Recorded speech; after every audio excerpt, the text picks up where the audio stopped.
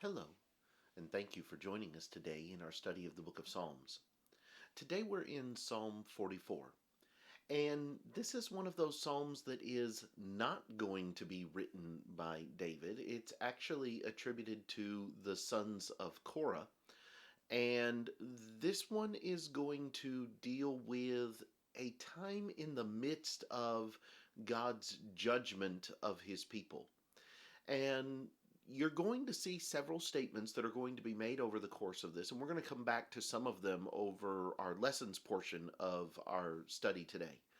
But you're going to see several statements that are going to discuss why all of this is happening, why all of these things are being allowed to take place.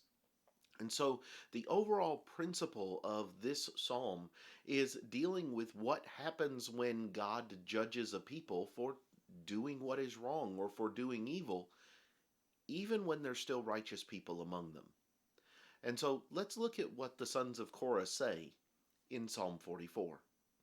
Beginning in verse 1, we read, "We have heard with our ears, O God, our fathers have told us the deeds you did in their days, in days of old. You drove out the nations with your hand, but them you planted. You afflicted the peoples and cast them out.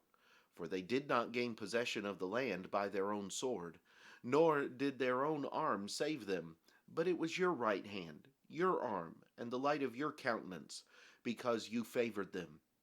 You are my king, O God. Command victories for Jacob. Through you we will push down our enemies. Through your name we will trample those who rise up against us. For I will not trust in my bow, nor shall my sword save me. But you have saved us from our enemies. You have put to shame those who hated us. In God we boast all day long, and praise your name forever. But you have cast us off and put us to shame. And you do not go out with our armies. You make us turn back from the enemy, and those who hate us have taken spoil for themselves.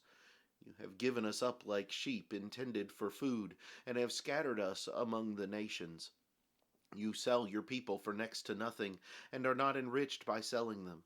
You make us a reproach to our neighbors, a scorn and a derision to those all around us. You make us a byword among the nations, a shaking of the head among the peoples. My dishonor is continually before me, and the shame of my face has covered me, because of the voice of him who reproaches and reviles, because of the enemy and the avenger. All this has come upon us, but we have not forgotten you, nor have we dealt falsely with your covenant. Our heart has not turned back, nor have our steps departed from your way.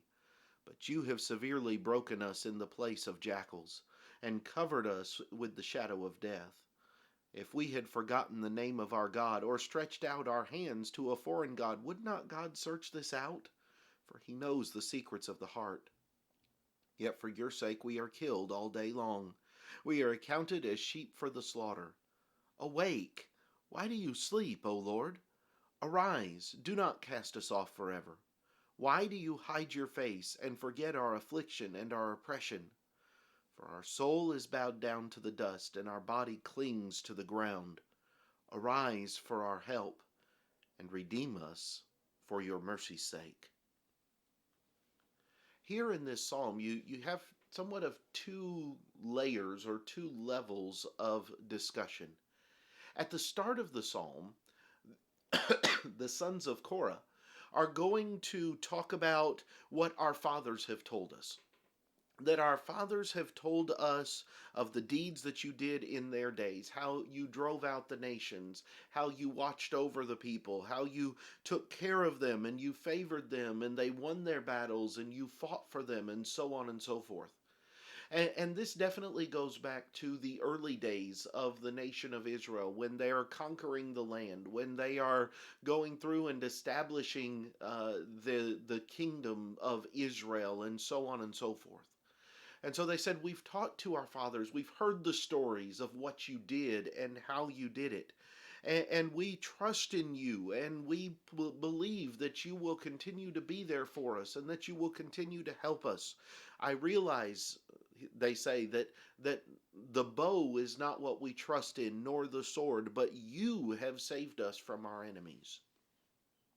You know, the stories of the things that God has done passed down throughout the generations, even with things like the crossing of the Red Sea. All of the nations around Israel knew what God had done before the Israelites ever got to Canaan, before those things ever took place. And yet, when they get there, the people all know what God has done. The stories of what God does go before him. And these people in this time have heard the stories. They know what God is capable of. They know what God can do. But when you come down to verse number 9, he says, "But you have cast us off and put us to shame, and you do not go out with our armies. You make us turn back from the enemy, and those who hate us have taken spoil for themselves." There are many occasions over the course of the history of Israel when these types of things take place. And yet it's not because God is fickle, but instead it's because the people are fickle in their service to God. You have a situation in this psalm where you're seeing the righteous perspective, the perspective of the righteous individuals toward God. But what you're not seeing and what you're not getting is the perspective of the rest of the people. Because in each of those situations where God brings judgment upon Israel, there are still those that are seeking to do what is right. There are still those who are seeking to be God's people the way they're supposed to be. The problem is the overwhelming majority of the people are not counted among that number. They are ones who are following after idols. They are ones that are going about and doing their own thing, and they're not listening to what God has to say. And so in Psalm 44, we're getting one side of the coin, and what we're getting is the pain and the hurt that comes when God has to bring judgment upon Israel, because even though he's not specifically punishing those that are righteous, they live among the wicked.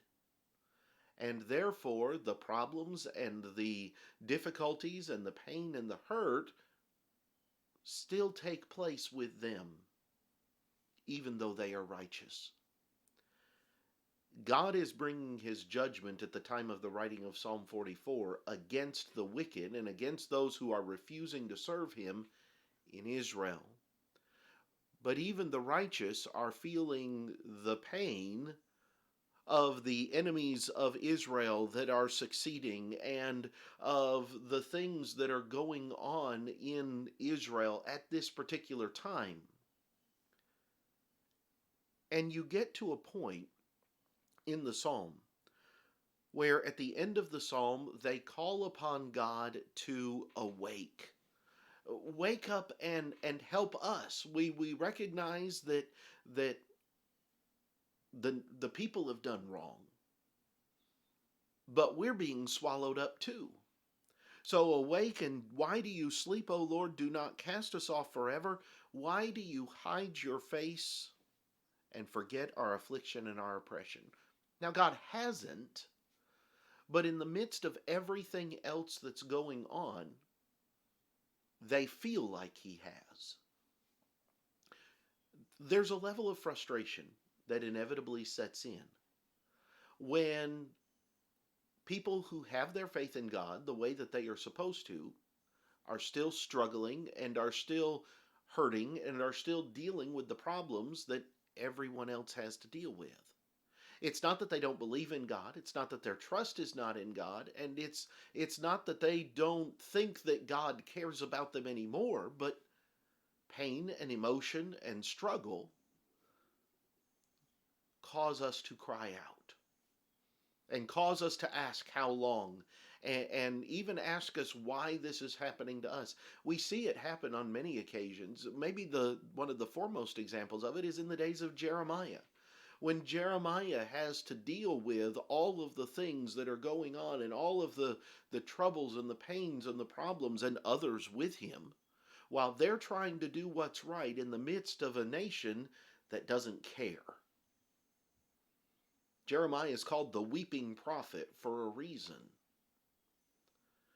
But you have here in the Psalms a picture of what it's like to be one of the righteous in the midst of a time of judgment. And it's not easy.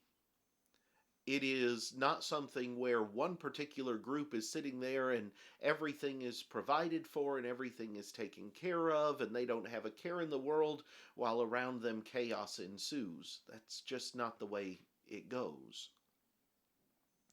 It's also not a matter that they are collateral damage, that God didn't know that things were going to affect them or he just didn't care. But instead it is a matter of the fact that God has to deal with this issue. And yes, it's going to cause difficulty, and yes, it's going to cause pain to those even that are seeking to do right. But they live in the midst of the wicked. These are some of the things that I've seen in Psalm 44. I hope that they are beneficial to you. Next time, we'll come back and we will look at Psalm 45. And we'll see what is discussed there. I hope that you'll join us then.